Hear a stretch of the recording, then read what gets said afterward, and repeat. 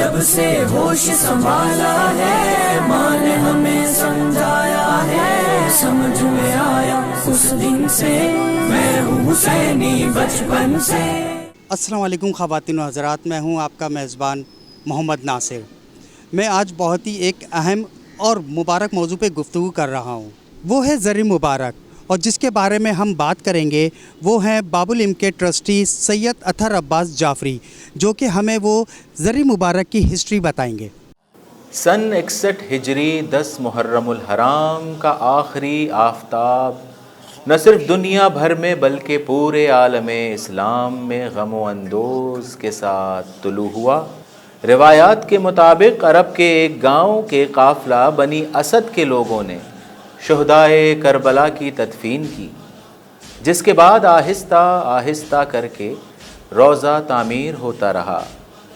اسی طرح تمام مقدسات کی تعمیر ہوئی اور مولا علیہ السلام کے ماننے والوں نے ہر دور کے حساب سے مزارات کو اچھے سے اچھے سونے چاندی سے تعمیر کروایا، کیونکہ مسلمانوں کی نظر میں یہ نہ صرف ثواب ہے بلکہ مولا علیہ السلام اور شہدائے کربلا سے محبت میں دل سے اور خلوص نیت کے ساتھ ان مزارات اور مقدسات کو اچھے سے اچھا بنانے کی کوشش کی جاتی ہے۔ زری مبارک، جیسے جیسے آبادی بڑھی اور لوگ ایک شہر سے دوسرے شہر اور ایک ملک سے دوسرے ملک آباد ہوتے رہے اور مسلمانوں کی تعداد بہت زیادہ ہوتی گئی، تو شہدائے کربلا کے مزارات سے دور دراز علاقوں میں منتقل ہونے والے مسلمانوں نے آئمہ طاہرین کی یاد میں اپنے اپنے شہروں میں اور اپنے علاقوں کی عبادت گاہوں میں مزارات کی زری بنائی، جو بالکل اصلی مزارات کی طرح نقل کی گئی، تاکہ عقیدت مند یہاں آئیں اور زیارت کریں۔ مزارات کی ان شبی کو زری کہا جاتا ہے۔ عقیدت مند یہاں آ کر اپنے عقیدت کا اظہار کرتے ہیں، اور جو لوگ بیمار ہیں یا بوڑھے ہیں اور سفر طے کر کے شہدائے کربلا کے مزارات کی زیارت نہیں کر سکتے، وہ ان زری کی زیارت کر کے اپنے عقیدت کا اظہار کرتے ہیں۔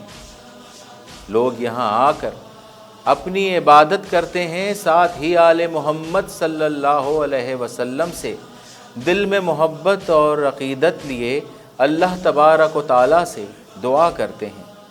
عقیدت مندوں کا معانہ ہے کہ اللہ ہمیں مولا علیہ السلام اور آل محمد صلی اللہ علیہ وسلم کے وسیلے سے نوازتا ہے، اور آل محمد صلی اللہ علیہ وسلم کی قربانیاں اس ہی طرح زندہ ہیں۔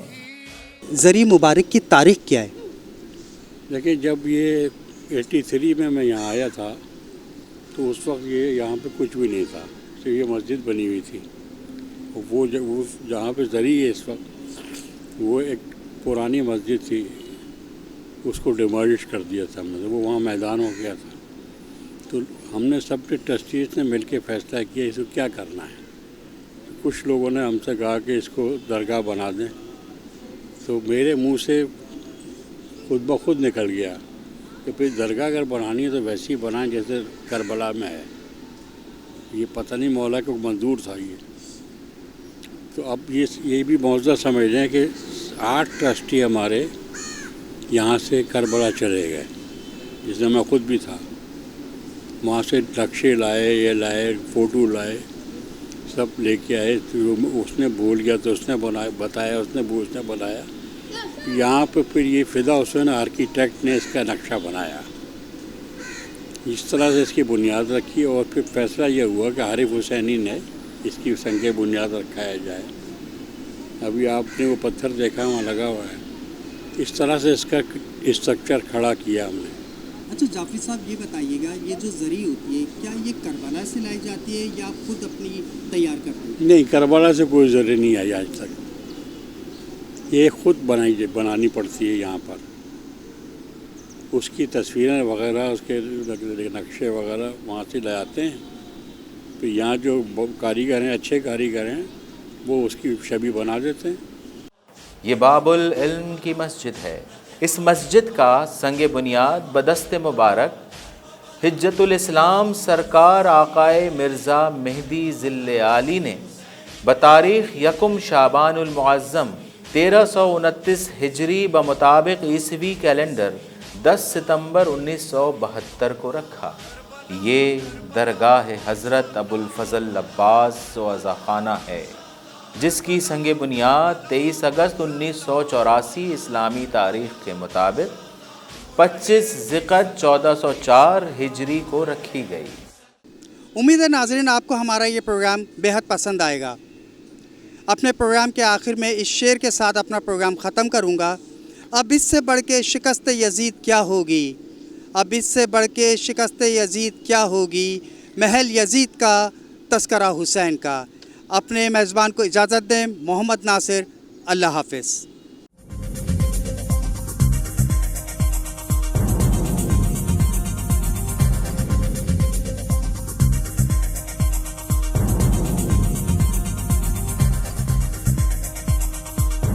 نیوز سے اپ ڈیٹ رہنے کے لیے ہمارے چینل کو سبسکرائب کریں اور بیل آئیکن پر کلک کریں۔